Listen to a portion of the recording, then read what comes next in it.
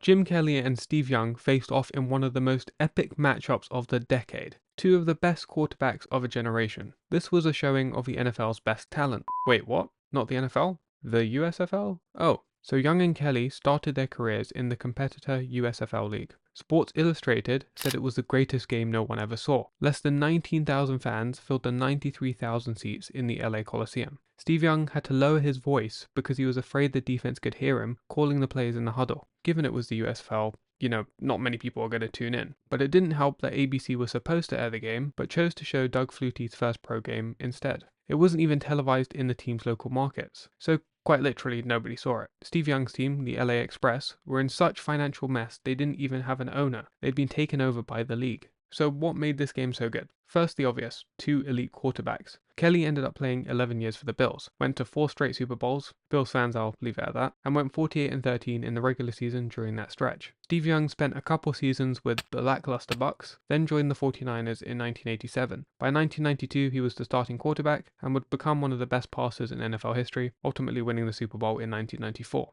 But what made this game so great was the comeback by Jim Kelly and the Gamblers in the final 10 minutes. Kelly's Houston Gamblers were visiting Young's LA Express. Given how dominant Jim Kelly had been up to this point in the USFL, I can't say his performance was surprising. He won the MVP in 1984, putting up over 5,000 yards and 44 touchdowns. When Kelly arrived in Houston, he was a pocket passer. His offensive coordinator, Darryl Davis, helped transform Kelly's game. Davis implemented a run-and-shoot offense, which required Kelly to roll out, read the defense, and improvise. As you can see by the numbers, he mastered the system. Kelly was 17 for 24 for 270 yards at halftime. The Gamblers had a 13-6 lead. Then LA came out and put up 27 straight points, sealing it with a 42-yard pick six by safety Troy West, making it 33-13 early in the fourth quarter. With just under 10 minutes left, the few thousand that were actually still watching likely were expecting this to be over. Then Kelly did the unthinkable. A 52-yard touchdown pass, a 40-yard touchdown, and a 39-yard touchdown. In just under 3 minutes, the score had flipped from 33-13 to 34-33. LA got far too conservative. They tried draining the clock and it did not work. They had multiple quick 3-and-outs, giving the ball back to Houston with loads of time.